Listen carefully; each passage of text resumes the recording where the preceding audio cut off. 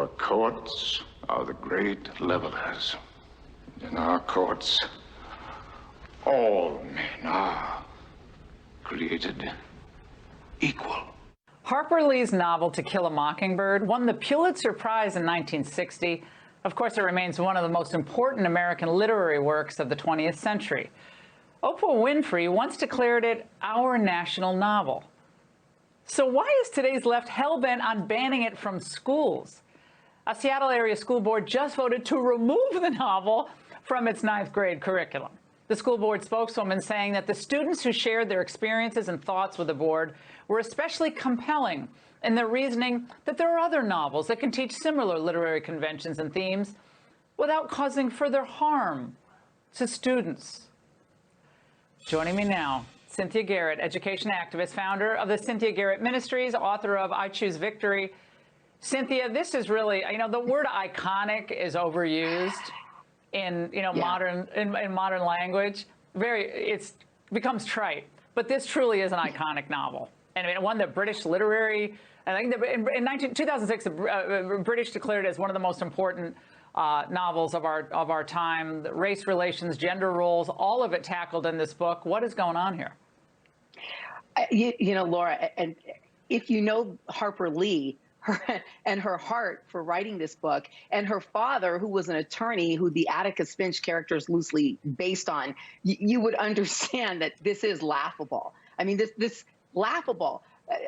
These were not horrible people. These were people who were invested in what happened in the South. Like, we've all been invested in our past. We've all gotten through it together. And I guess I just have to say that ignorance is not bliss. And education, Laura, in my opinion, is the 21st century civil rights struggle for African Americans. And it is about time that we really woke up and got on the right side of this struggle and realized that what the Democrats are doing is really trying to disguise this love and protection of us from feeling awkward and uncomfortable by basically erasing our past. What does that say about the struggles of those who truly suffered in the civil rights movement, for students to proclaim they're damaged from reading the book? I mean, they're being told they're damaged, are they not? They're being propagandized too.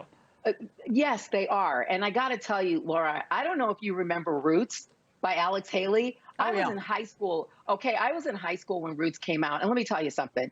We were all shocked. We were all uncomfortable. It was awkward for blacks and for whites. I remember. And I also remember looking at some of my white friends and having such compassion for them because they were mortified. And so I find this sort of namby-pamby molly coddling of these kids to be something that is actually, in my opinion, it comes from teachers who they're not smart. I mean, Laura, listen, I don't know if I've ever talked about this, but I was sexually abused as a little girl.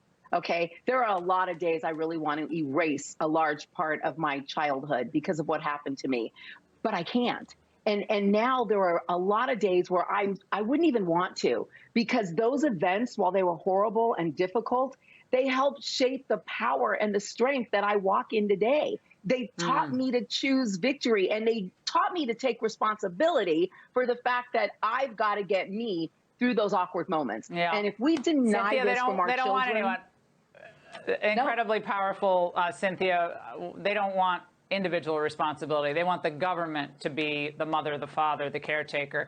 That is a road to absolute, loserdom and dependence. Cynthia, great to see you tonight.